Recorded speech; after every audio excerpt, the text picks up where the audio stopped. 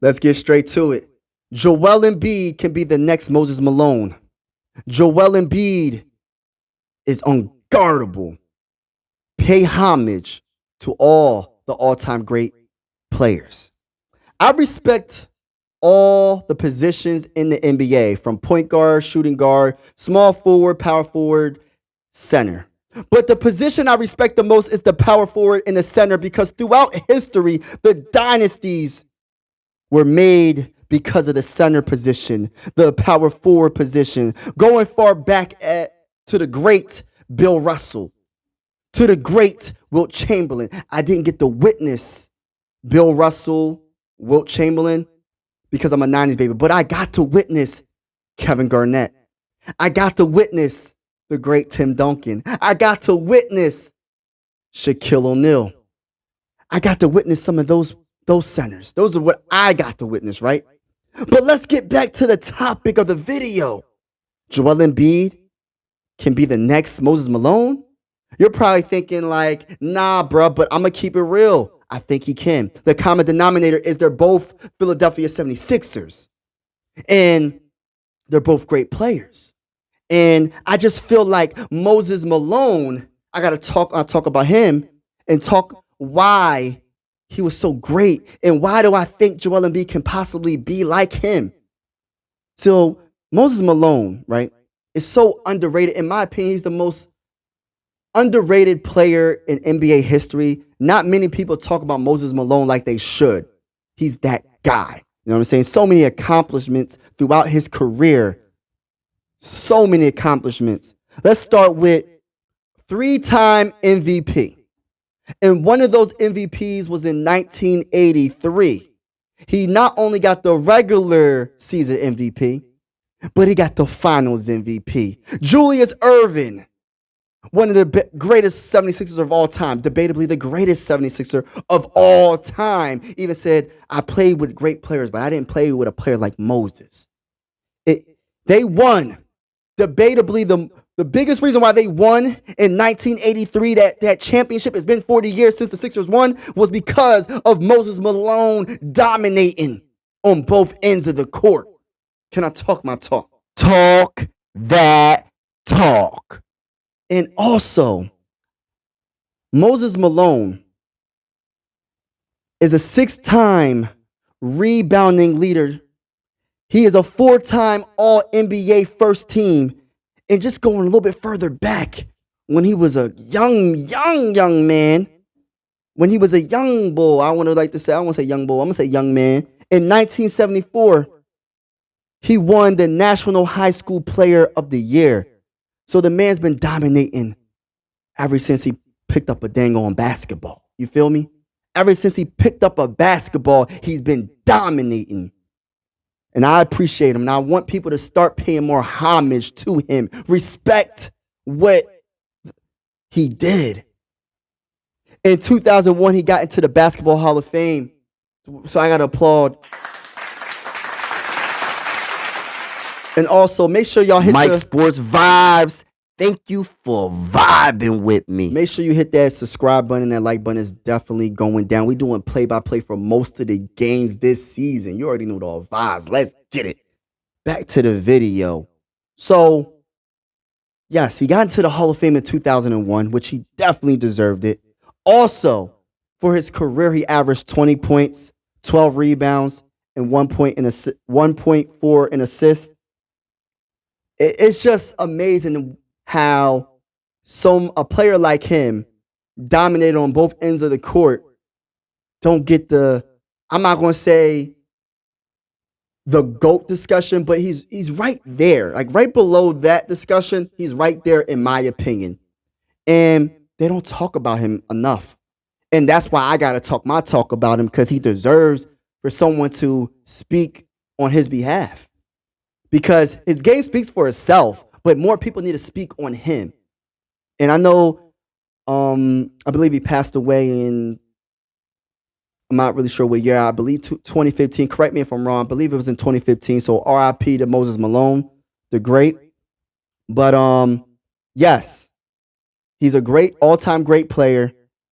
And people need to put more respect on his name. That's how I feel. Put some respect on his name, Joel Embiid. The reason why I said he could be the next Moses Malone, because Moses Malone, I'm not even going to get into Wilt Chamberlain, in my opinion, is the best center besides Wilt Chamberlain. I'm just talking about Moses Malone. I think it goes Wilt, then Moses, and then Joel Embiid. But right now, we're just going to talk about Moses Malone. He's the closest. I didn't get to watch neither one of them, to be honest, but I was watching Moses Malone highlights, and it just impressed me how he played the game. He can back you down. He's one of those players that will play great defense. He gets every rebound, and every time he's close to the basket, he's going to make that shot. It's going to be an and one. You know what I mean? You can't stop him when he's close to the basket. And there were so many times where somebody will miss a shot, like Julius Erving or whoever shot the ball, would miss a shot, and it would bounce off the rim. He would get the offensive rebound, put it back in. There's so many times he did that. The determination to be victorious was Moses Malone. He didn't take no for an answer. And Joel Embiid, I feel like, can be like that. He just has to be healthy, because we know for a fact, right? Joel Embiid has a lot in his bag. Like, look at this shot right here, y'all. Tell me in the comments below, what player can you name has all this in his bag? We talking about in the post, he looks like Hakeem Olajuwon. He also looks like Kobe Bryant with the fadeaway. Dirk Nowitzki with the fadeaway sometimes. He even got in his game, added to his game, the step back three from James Harden. The man is unbelievable, man. He got so much in his bag. His bag is so heavy, sometimes it holds him back. That's why he be turning the ball over sometimes, because he's thinking too much. Just dominate the game. Just play your game, Joel Embiid. And I'm telling y'all, like I said, he plays both ends. That's why he can be the next Moses Malone, because he plays both ends. He just has to be healthy when it counts the most. He already was MVP. He is the reigning MVP of the regular season, and potentially could win back-to-back MVP this season. He's already leading the whole NBA in scoring again, 33 points. He got 11 rebounds, 6.6 in assists per game, which the assists per game, 6.6, is the highest of his career. Can I talk my talk, y'all? Talk that talk. We just have to build around Joel Embiid, right? And I feel like we got the right pieces, to be honest with you. You know what I mean? You got to think about earlier in his career, he had to play with a point guard that couldn't run a pick and roll. And I'm not going to say his name. I know he's going through some things mentally or whatever he's going through, but I got to keep it real. How can you win with that? You got a point guard that can't shoot. You got a point guard that can't run a pick and roll. Only thing he can do good really is play defense at an elite level. That's it. Half court offense, can't do it. He had a coach, Doc. You gotta talk about it. Doc Rivers didn't make no adjustments throughout the game. He was so stubborn throughout the game. No matter if the team is losing or not, he would not adjust what's going on to get the dub. See, now we have a better coach, Nick Nurse. Now we have a point guard in Tyrese Maxey. And then going to James Harden. Yeah, that was a good 1-2 combination. But the ball movement wasn't the best. You know what I'm saying? The ball movement is way better now. And Tyrese Maxey is a star, definitely. And I just feel like this team overall, in my opinion, is the best team. And I'm including the coach with it, because he got the coach and the team on the court. I include it all together. And I feel like Daryl Morey is going to make the right move. And we just need one more piece, if that. You know what I mean? Kelly Oubre Jr. just came back from the injury. We look good, man. We look good. I love what this team is doing. And I just don't want to give up on Joel Embiid. People need to put some respect on the present greats and, of course, the past greats. The present great is Joel Embiid. I understand the frustration with Joel Embiid and his injury history. I understand that, y'all. I really do. But we know the potential if he could somehow play like we know he can play in the playoffs. We can't make this another thing like Allen Iverson. You know what I mean? Allen Iverson's best player that he played with, y'all, is who? What, Larry Hughes? Who? Aaron McKee, Eric Snow, no disrespect to any of those players. Chris Webber. I think it's the best player he ever played with, right? I think one of the years he averaged 20 points, 19 points a game. But that wasn't the Chris Webber when he was with the Kings. Now, if it was the Chris Webber that was with the Kings, it would be a different story. But this is the Chris Webber that had numerous knee injuries. You know what I mean? Even though he still was playing pretty good, solid, he wasn't the same Chris Webber. You know what I mean? So I don't want this to be a rerun. We let Joel Embiid leave Philly and we didn't win nothing with a great player like Joel Embiid. When we can, there's really no excuse why we can't win with Joel Embiid.